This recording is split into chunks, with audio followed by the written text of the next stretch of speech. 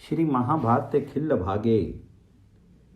श्री कृष्ण बलभद्र और पद्मन का शोणितपुर के लिए प्रस्थान, गरुड़ का आवाहनीय अग्नि को शांत करना, श्री कृष्ण द्वारा अग्निगणों की पराजय, बानासुर के सैनिकों के साथ श्री कृष्ण आदि का युद्ध, त्रिशिरा ज्वर का आक्रमण और श्री कृष्ण के साथ उसका युद्ध।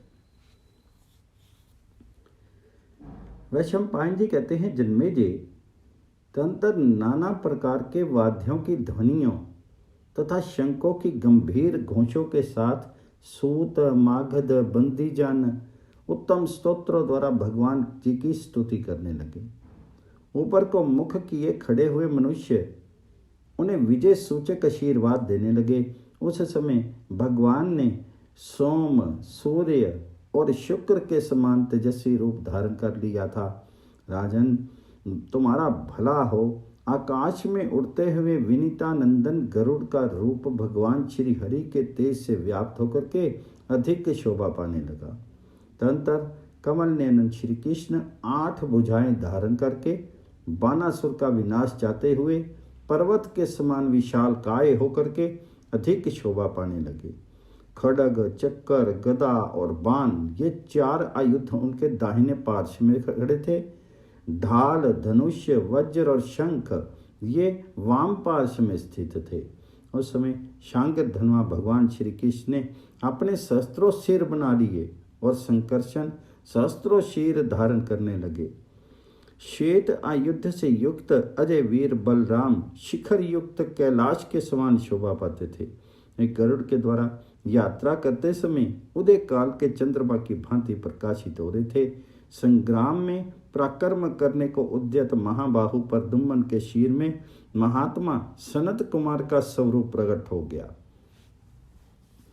बलवान गरुड़ अपने पंखों के बलपूर्वक संचालन से बहुसंख्यक पर्वतों को कंपित करते और वायु का मार्ग रोकते हुए चले। तत्पश्चात वायु से भी बढ़ करके तीव्र गति का आश्रय लेकर के गरुड़ तत्काल ही सिद्धों और चारण समूहों के शुभ मार्ग पर जा पहुंचे। उस समय बलराम जी ने रणभूमि में अनुपम शक्तिशाली श्री कृष्ण से इस प्रकार कहा, कृष्ण, हम लोग अपनी स्वाभाविक कांति से रहित हो अपूर्वत कैसे होगे? हम सब लोगों की अंग कांति स्वर्ण के समान हो गई है, इसमें संशय नहीं है। ऐसा क्यों हुआ, ये हमें ठीक ठीक बताओ। क्या हम मेरु पर्वत के आसपास चल रहे हैं? श्री भगवान बोले, शत्रुदमन, मैं समझता हूँ बानासुर का नगर अब निकट ही है। उसकी रक्षा के लिए बाहर निकल करके ये अग्निदेव प्रज्वलित होते हुए खड़े हैं। भैया हाल युद्ध, हम लोग अमाहनीय अग्नि की प्रभा से आहत हैं, इसी से हमारी अंग कांति में यह परिवर्तन आ गया है। तो बलराम जी ने पूछा, श्री कृष्ण, यदि हम लोग शोणितपुर के निकट हैं और यदि इस अग्नि की प्रभा से आहत होकर के हम लोग निष्प्रभ हो गए हैं, तो अब तुम स्वयं ही बुद्धि से सोच करके बताओ कि अब यहाँ करने से हमारा हित होगा। तो श्री भगवान बोले, विनीता नंदन, अब यहाँ जो आवश्यक कर्तव्य हो वह तुम ही करो। तुम्हारे द्वारा इस अग्नि के निवारण का उपाय कर लिए जाने पर मैं उत्तम पराक्रम प्रकट करूंगा। तो वैशंपायन जी कहते हैं, जन्मेजय, वसुदेव नंदन श्री कृष्ण का ये कथन सुनकर के इच्छा अनुसार रूप धारण करने वाले महाबली गरुड़ ने अपने हजारों मुख बना लिए। तत्पश्चात वे महाबली विनीतानंदन तुरंत ही गंगा जी के तट पर गए। वहां आकाश गंगा में उतर करके प्रतापी गरुड़ ने बहुत सा जल पी लिया और अग्निदेव के ऊपर जाकर के वर्षा कर दी। उस उपाय से बुद्धिमान विनीता कुमार ने पूर्वोक्त अग्नि को बुझा दिया। फिर तो आवाहनीय अग्निदेव शांत हो गए। आकाश गंगा के जल से आवाहनीय अग्नि को शांत हुआ देख करके गरुड़ महान आश्चर्य में पड़ करके बोले, आहो, अग्नि का बल तो अद्भुत है, क्योंकि वे महाप्रलय के समय तीनों लोगों को दग्ध कर सकते हैं। जैसे कि यहाँ इन्होंने बुद्धिमान श्री कृष्ण के रूप रंग में परिवर्तन ला दिया था, तथापि श्री कृष्ण के प्रभाव से आकाश गंगा द्वारा ये बुझ गए। मेरा तो ये विश्वास है कि श्री कृष्ण, संकर्षण और महाबली प्रद्युम्न, ये 3 वीर तीनों लोकों का सामना करने के लिए पर्याप्त हैं। तदनंतर आग बुझ जाने पर पक्षीराज गरुड़ अपने पंखों के बलपूर्वक संचालन से भयंकर एवं महान कोलाहल करते हुए आगे बढ़े। वहां उन्हें देख करके रुद्र के अंचर अग्निगणों को बड़ा विस्मय हुआ। वे सोचने लगे, ये नाना रूपधारी भयंकर वीर गरुड़ पर चढ़ करके किस लिए यहाँ आए हैं तथा ये तीनों पुरुष कौन हैं। इस प्रकार पर्वतों पर विचरने वाले वे अग्निगण किसी निश्चय पर नहीं पहुंच सके, अतः उन्होंने उन तीनों यादव वीरों के साथ युद्ध छेड़ दिया। युद्ध में आसक्त हुए उन अग्नियों का महान सिंहनाद प्रकट होने लगा। दहाड़ते हुए सिंहों के समान उनके उस महानाद को सुनकर के बुद्धिमान अंगरा ने अपने एक पुरुष को वहां भेजा। उन्होंने उससे कहा, जहां वह युद्ध हो रहा है वहां शीघ्र जाओ और वह सब कुछ देख करके शीघ्र लौट आओ। ऐसा कह करके उन्होंने उसे बड़ी उतावली के साथ भेजा। तब बहुत अच्छा कह करके उस पुरुष ने महासमर में भगवान वासुदेव के साथ उलझे हुए अग्निगणों के उस वर्तमान युद्ध को देखा। वे सब के सब जातवेदा अग्नि थे। उनके नाम इस प्रकार थे, कलमाश, कुसुम, दहन, शोषण और महाबली तपन। ये स्वाहाकार विषयक 5 प्रख्याति अग्नि कहे गए हैं। इसके सिवा दूसरे महाभाग अग्नि भी अपने सैनिकों के साथ खड़े थे, जिनके नाम थे पीठर, पत्रा, स्वर्ण, श्रागाद और भ्राज। ये 5 स्वधाकार का आश्रय लेकर के रहने वाले अग्नि कहे गए हैं। ये अग्नि भी वहां युद्ध कर रहे थे। इसके सिवा वशटकार के आश्रय में रहने वाले 2 महातेजस्वी और महामनस्वी अग्नि, जिनका नाम ज्योतिष्टोम और विभाग था, वहां युद्ध कर रहे थे। इन दोनों के बीच में प्रमुख अग्नि महर्षि अंगरा अग्नि रथ पर आरूढ़ होकर के एक तेजस्वी बाण हाथ में लिए रणभूमि में प्रकाशित हो रहे थे। महर्षि अंगरा को पहने बाण छोड़ते वहां स्थित देख क्रोध में भरे हुए भगवान श्री कृष्ण बारंबार मुस्कुराते हुए से बोले, अग्नियों, तुम सब लोग खड़े रहो, मैं अभी तुम्हारे लिए भय की सृष्टि करता हूँ। मेरे अस्त्र के तेज से दग्ध होकर के तुम स्वयं ही संपूर्ण दिशाओं में भाग जाओगे। ये सुनकर के अंगरा ने उस महासमर में क्रोधपूर्वक चमकता हुआ त्रिशूल हाथ में लेकर के श्री कृष्ण पर धावा किया, मानो वे उनके प्राण ले लेने को उद्यत हों। श्री कृष्ण ने अपने तीखे अर्धचंद्राकार उत्तम बाण से, जो यमराज के समान क्रूर और अंतक के समान प्राण हारी थे, उनके चमकते हुए त्रिशूल को काट डाला। इसके बाद उन महामना श्री हरि ने स्थूलाकर्णा नामक काल सदृश तेजस्वी बाणों द्वारा अंगरा को छाती में गहरी चोट पहुंचाई। अंगरा का सारा शरीर लहूलुहान हो गया, उसकी देह अकड़ गई और वह विहल होकर के सहसा पृथ्वी पर गिर पड़े।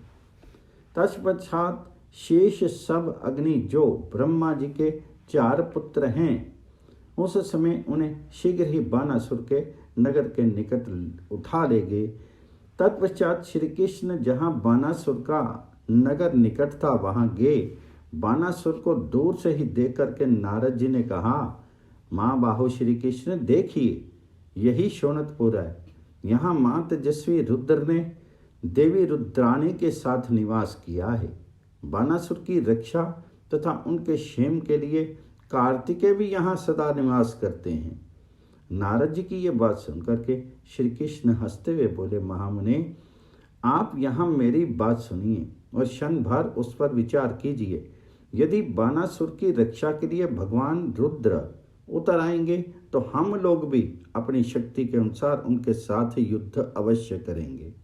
इस प्रकार वहां नारद और श्री कृष्ण में बातचीत हो रही थी कि गरुड़ के द्वारा शीघ्र चल करके वे सब लोग निमेष मात्र में ही जा पहुंचे।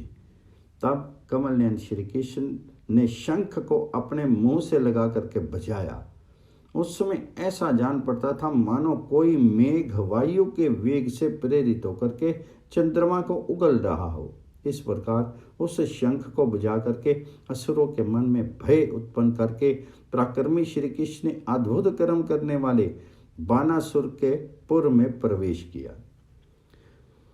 तदनंतर शंखों के शब्दों और भैरियों के गंभीर घोषों से प्रेरित होकर के बानासुर की सारी सेनाएं सहसा सब ओर से कवच आदि पहन करके युद्ध के लिए तैयार होगी। तत्पश्चात बानासुर ने भय के कारण युद्ध के लिए अपने किंकर नामक सैनिकों को आज्ञा दी। उनकी संख्या कई करोड़ की थी। उन सब के पास चमकीले अस्त्र शस्त्र थे। एक स्थान पर खड़ी हुई वह असंख्य सेना महान मेघों की घटा के समान जान पड़ती थी।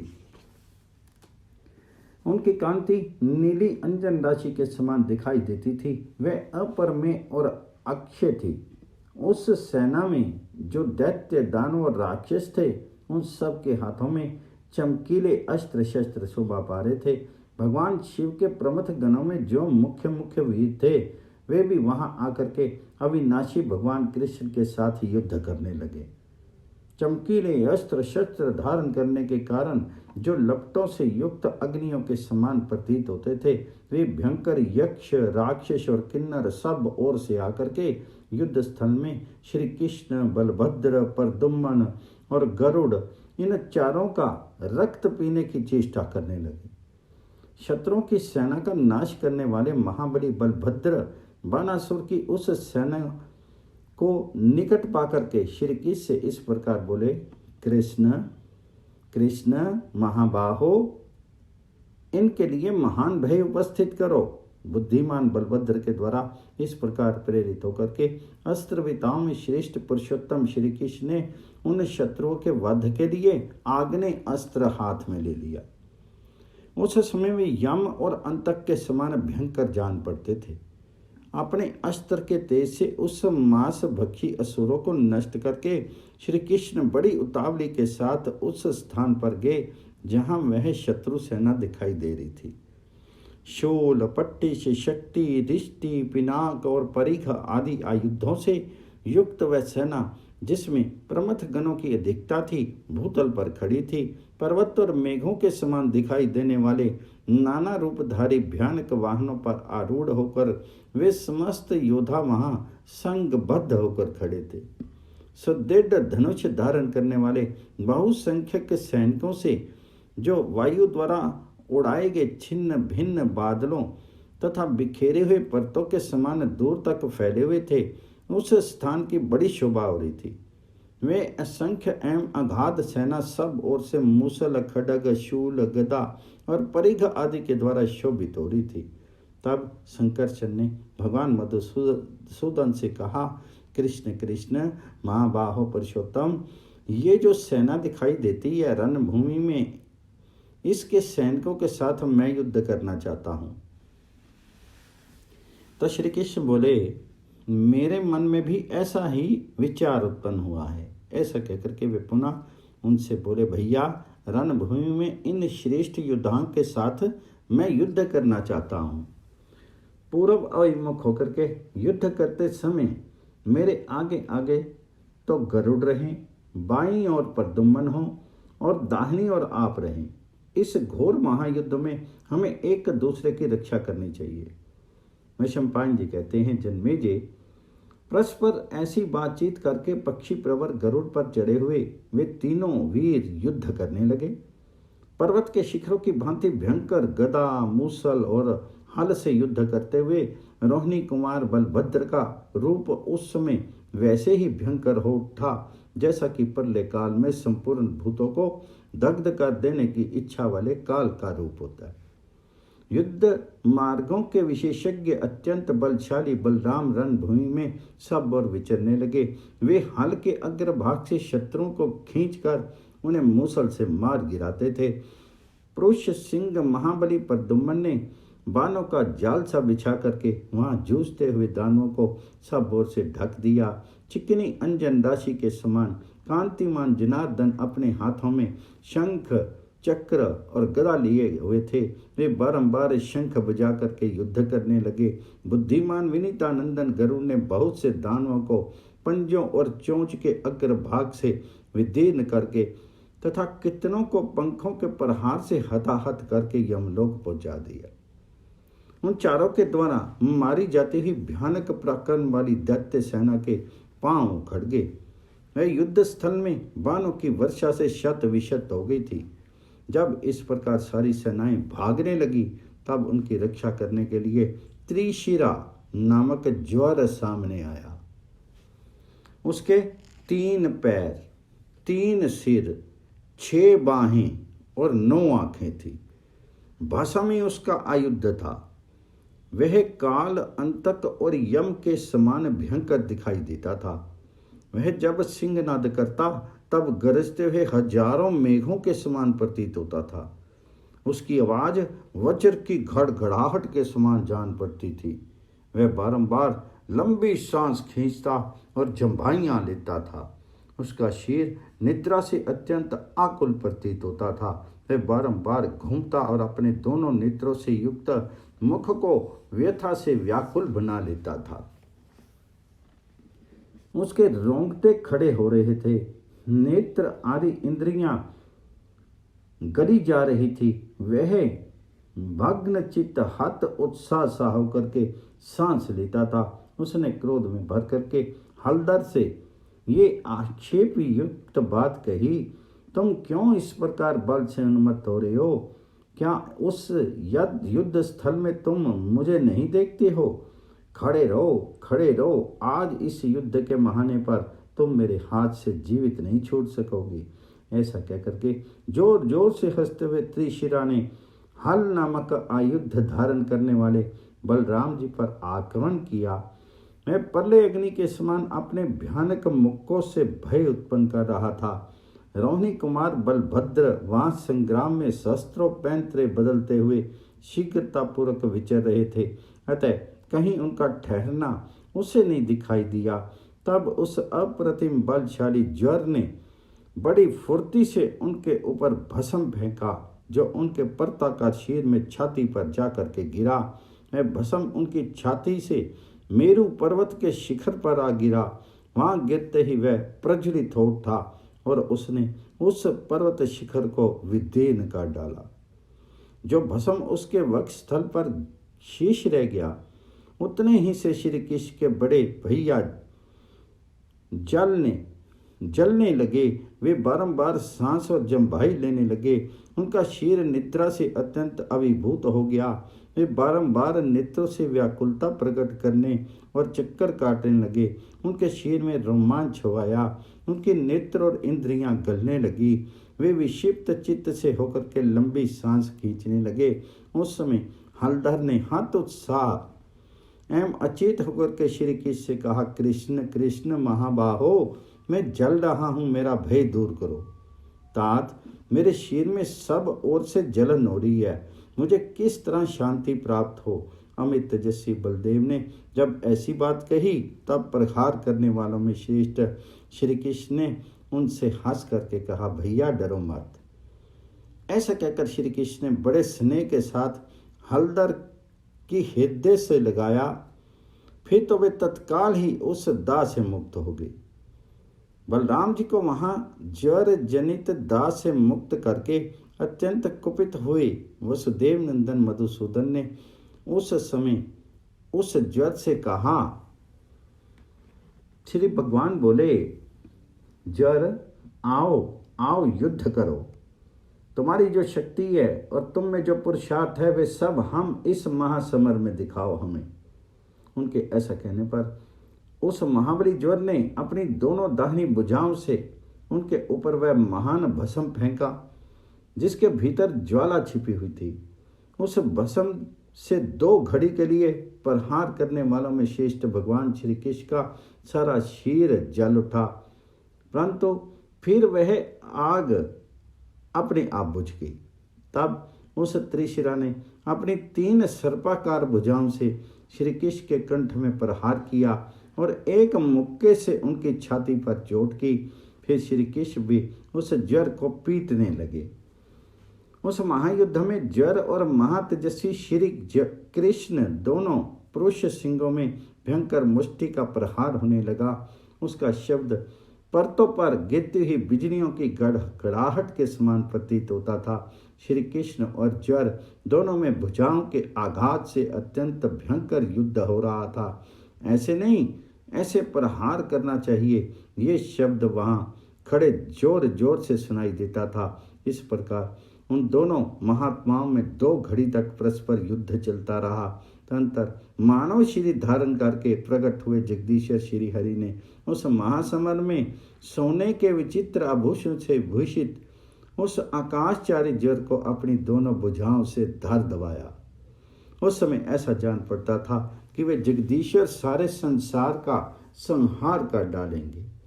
इस प्रकार श्री महाभारत के खिल्ल भाग हरिवंश के अंतर्गत विष्णु पर्व में श्री कृष्ण और ज्वर का युद्ध विषयक 122वां अध्याय पूर्ण हुआ।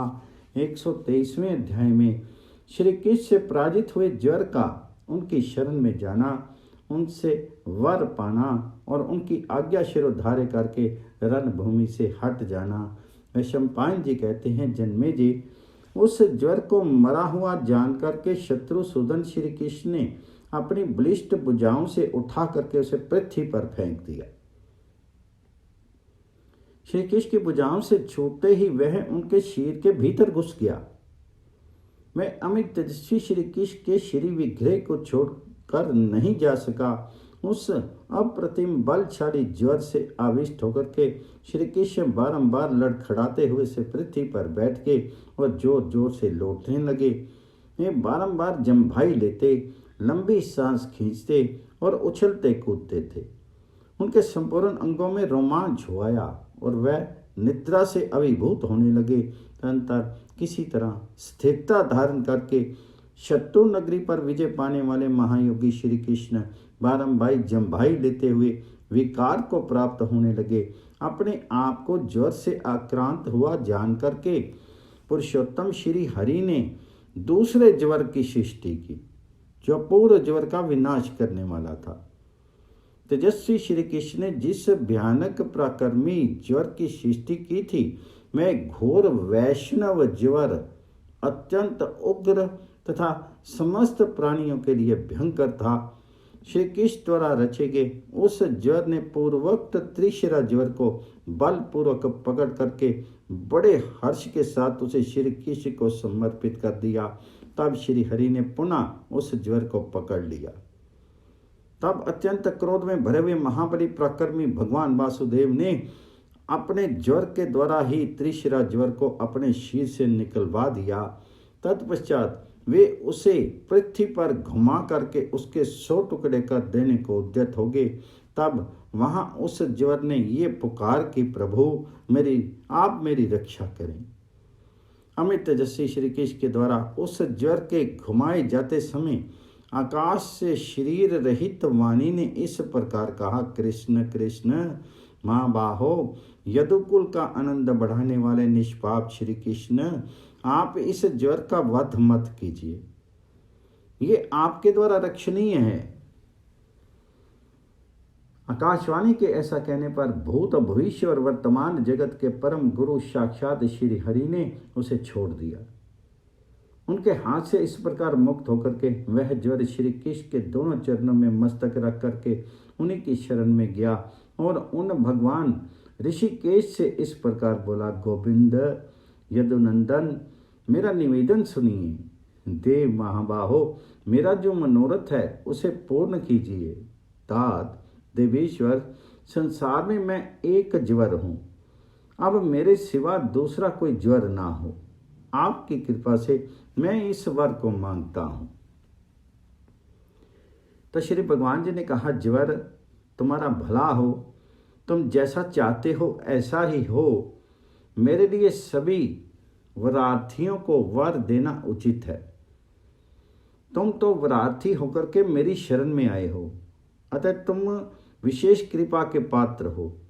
तुम पहले की ही भांति संसार में एक ही ज्वर के रूप में रहो। मैंने जो इस ज्वर की सृष्टि की है, ये फिर मुझ में ही लीन हो जाए। वैशंपायन जी कहते हैं, जन्मेजय, उस ज्वर के प्रति ऐसी बात कहकर के प्रहार करने वालों में श्रेष्ठ महायशस्वी श्री कृष्ण पुनः इस प्रकार बोले।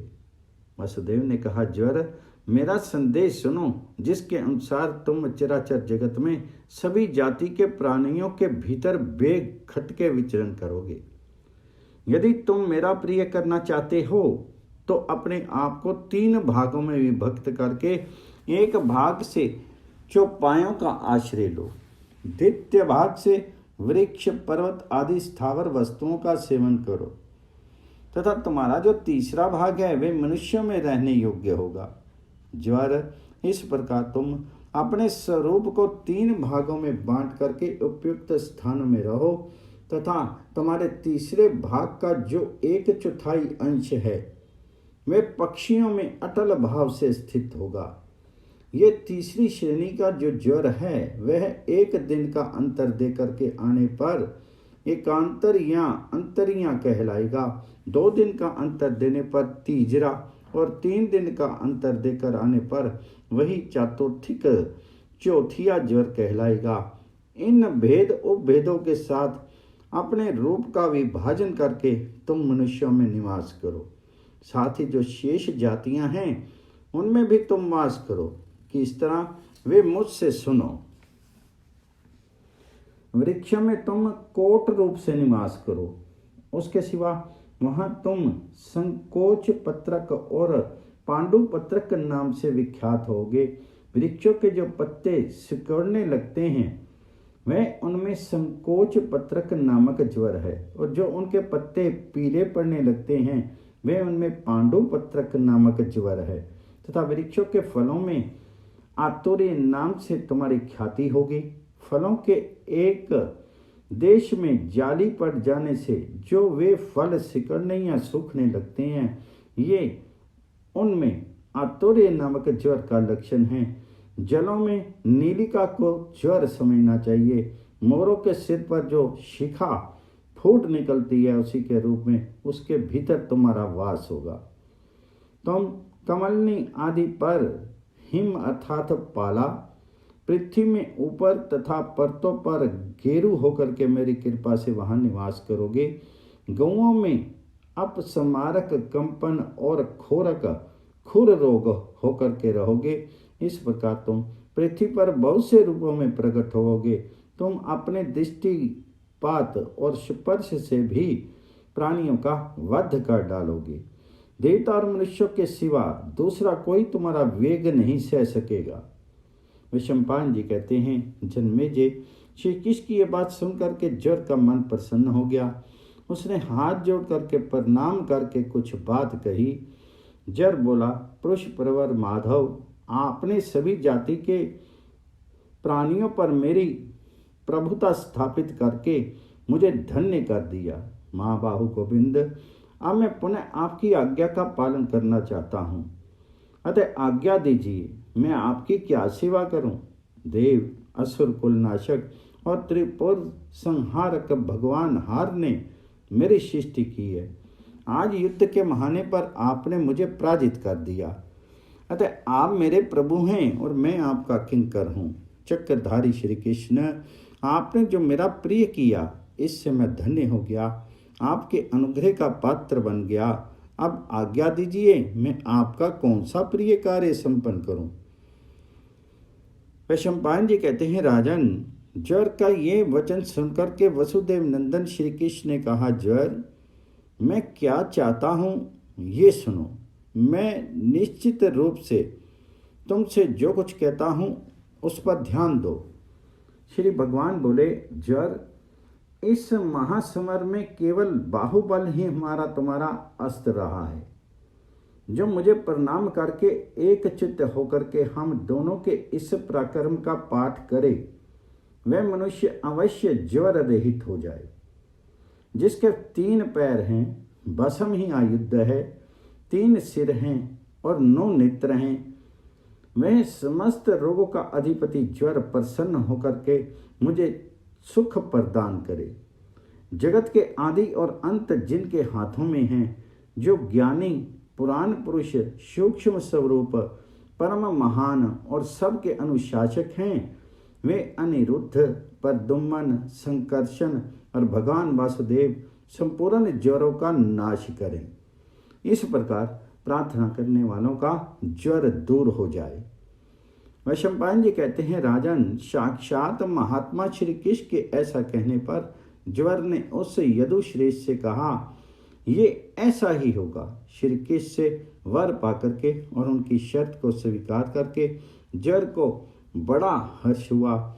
वह मस्तक झुका करके श्री कृष्ण को प्रणाम करने के अनंतर उस रण क्षेत्र से दूर चला गया। इस प्रकार श्री महाभारत के खिल्लबाग हरिवंश के अंतर्गत विष्णु पर्व में ज्वर और श्री कृष्ण का संवाद विषयक 123वां अध्याय पूर्ण हुआ।